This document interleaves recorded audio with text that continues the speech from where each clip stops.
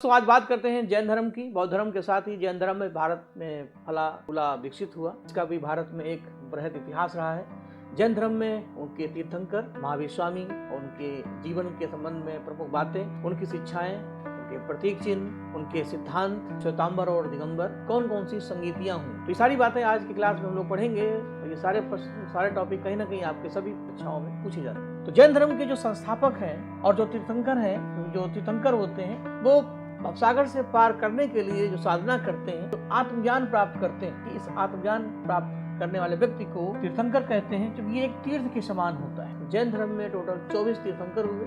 महावीर स्वामी का जन्म 540 ईसा पूर्व में वैशाली के कुंडग्राम में हुआ। पिता का नाम था सिद्धार्थ, माता का नाम था त्रिशला, भाई का नाम था नंदिवर्धन, पत्नी का था नाम यशोदा और पुत्री थी प्रियदर्शी। जबकि महात्मा बुद्ध के पुत्र था जिसका नाम था राहुल, दामाद थे जमाली। महावीर स्वामी के जो पिता थे सिद्धार्थ, वो कुंडग्राम के यात्रिक वंश के राजा थे। और महावीर स्वामी के बचपन का नाम जहाँ वर्धमान था, वहीं माता बुद्ध का नाम सिद्धार्थ। 30 वर्ष की अवस्था में इन्होंने माता पिता की मृत्यु के बाद अपने भाई नंदवर्धन की अनुमति से संन्यास जीवन को स्वीकार किया। इन्होंने 30 वर्ष में गृह त्याग किया। वहीं महात्मा बुद्ध ने 29 वर्ष, माता बुद्ध को 6 वर्ष बाद ज्ञान प्राप्त हुआ और 29 में 6 जोड़ देंगे तो हो जाएगा 35 वर्ष। जब वो 35 वर्ष के हुए तब वो महात्मा बुद्ध बने। और चूंकि 30 वर्ष में गृह त्याग करते हैं तो महावीर स्वामी को ज्ञान प्राप्त होगा 12 वर्ष के बाद, 6 दूनी 12, 42 वर्ष। माता बुद्ध को जहाँ ज्ञान पीपल के वृक्ष के नीचे मिला, वहीं महावीर स्वामी को ज्ञान साल के वृक्ष के नीचे मिला। एक और इंटरेस्टिंग बात, माता बुद्ध को ज्ञान पुनपुन नदी के तट पर हुआ, इनको ऋचपालिका नदी के तट पर हुआ। जैन धर्म में कुल तीर्थंकर हुए 24, जो सबसे महत्वपूर्ण है, पहला, 23वां और 24वां। तो ऋषभदेव या आदिदेव, इनका प्रतीक चिन्ह था षाढ़ या वृषभ। तो ऋषभ और वृषभ नाम एक ही जैसे है। पार्श्वनाथ सर्प, पार्श का मतलब है ये जो री की मात्रा है सर्प से मिलती जुलती है। और महावीर सिंह के समान बलशाली, प्रतीक उनके व्यक्तित्व के अनुसार माने जाते हैं। 23वें तीर्थंकर थे पार्श्वनाथ और झारखंड के सम्मेद शिखर पर इनको ज्ञान की प्राप्ति हुई, इसलिए सम्मेद शिखर जैन धर्म का प्रमुख तीर्थ स्थल माना जाता है। पार्श्वनाथ ने जैन धर्म में 4 महाव्रत बताए, जिनको नियम कहते हैं या चतुरायण धर्म कहते हैं। अहिंसा, सत्य, चोरी न करना, अस्तेय, संपत्ति न रखना, अपरिग्रह, इनको बोलते हैं 4 महाव्रत। आगे चलकर के महावीर स्वामी ने इसी में एक नया व्रत जोड़ दिया, ब्रह्मचर्य का, बन जाते हैं 5 महाव्रत। जैन धर्म के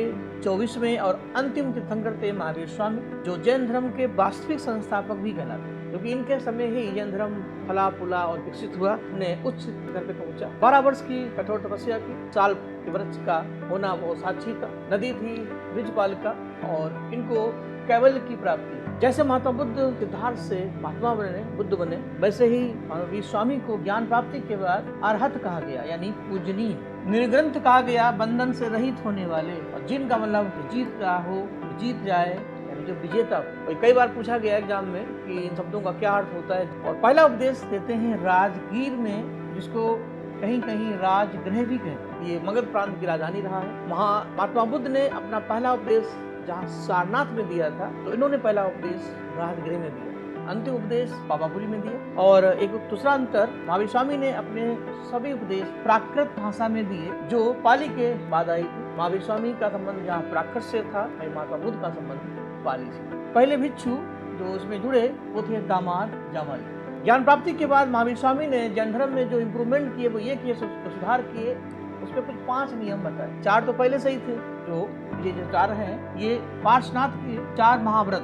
ब्रह्मचर्य इसमें और जोड़ देंगे तो बन जाएगा 5 महाव्रत। 5 महाव्रत, इसका संबंध है महावीर स्वामी से। 4 महाव्रत का संबंध होगा पार्श्वनाथ से। ये छोटी छोटी चीजें हैं। पूछा जाता है कि इसमें ब्रह्मचर्य किसने ऐड किया, और 4 महाव्रत जो है उनका संबंध इससे माना जाता है। त्रिरत्न का भी संबंध जैन धर्म से है। महावीर स्वामी ने त्रिरत्न सिद्धांत दिए, सम्यक दर्शन, सम्यक ज्ञान, सम्यक चरित्र, मोक्ष मार्ग। अगर आपका दर्शन वेद है, सही गलत की पहचान है, क्या सही करना है क्या नहीं करना है। एक और बात, जैन धर्म बौद्ध धर्म में ईश्वर को मान्यता नहीं दी गई, दोनों अनिश्वरवादी दर्शन माने जाते हैं। आत्मा के मामले में अगर देखा जाए, बौद्ध धर्म आत्मा को भी नहीं मानते, वो अनात्मवादी है। लेकिन जैन धर्म में आत्मा को, चेतना को स्वीकार किया गया।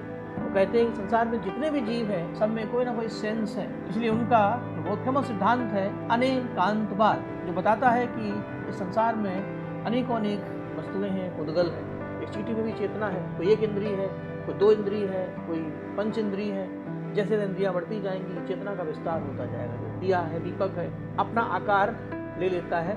मूर्त पूजा का भी विरोध किया, कर्मकांड का भी विरोध किया। पुनर्जन्म को माना, क्योंकि आत्मा है तो पुनर्जन्म होगा, क्योंकि जो हमारे कर्म है उसके फल के लिए हमें नया शरीर धारण करना पड़ता है। 72 वर्ष की आयु के बाद 468 ईसा पूर्व में महावीर स्वामी का पावापुरी में निधन हो जाता है। उनकी मृत्यु के बाद जैन धर्म में दो विचारधाराएं आ जाती हैं, दो संप्रदाय विकसित होते हैं। वो जो श्वेत वस्त्र को धारण करते हैं उनको श्वेतांबर कहा गया, जिसके संस्थापक थे स्थूलभद्र, जिन्होंने कहा आकाश ही मेरा वस्त्र है, दिखी अंबर है, तो उसके संस्थापक थे भद्रबाहु। तो इस आधार पर भद्रबाहु दिगंबर से संबंधित हैं और श्वेतांबर से स्थूलभद्र। और यह भी माना जाता है कि चंद्रगुप्त मौर्य ने जैन धर्म को स्वीकार किया था। उस समय भद्रबाहु के समय मौर्य काल में 12 वर्ष का अकाल पड़ता है। अकाल की वजह से भद्रबाहु अपने अनुयायियों के साथ दक्षिण भारत चले जाते हैं। अब कर्नाटक की श्रवणबेलगोला पहाड़ियों में चंद्रगुप्त मौर्य जो इनके साथ दक्षिण भारत में प्रस्थान करते हैं,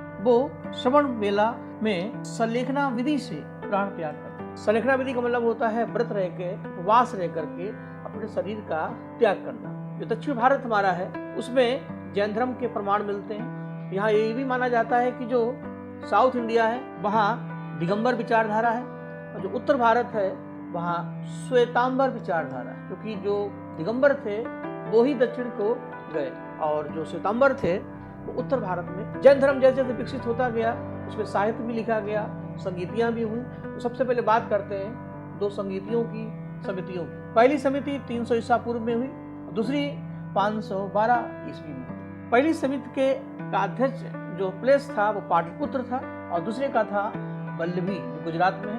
पहली समिति के अध्यक्ष थे स्थूलभद्र और दूसरी के थे क्षमा श्रवण, जो सिद्धांत है उनका प्रचार प्रसार किया गया।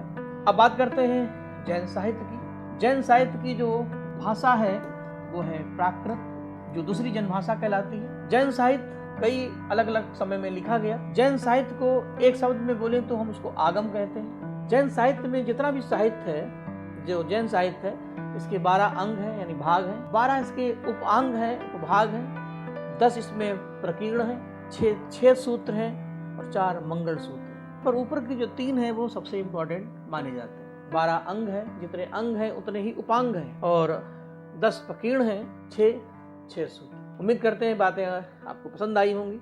ऐसे वीडियो देखने के लिए, जुड़े रहने के लिए प्ले स्टोर पर जाएं, वर्धनम एकेडमी ऐप्स डाउनलोड करें। कोई डाउट्स हैं उसके लिए हेल्पलाइन नंबर पर आप कॉन्टेक्ट कर सकते हैं। जय हिंद, जय भारत।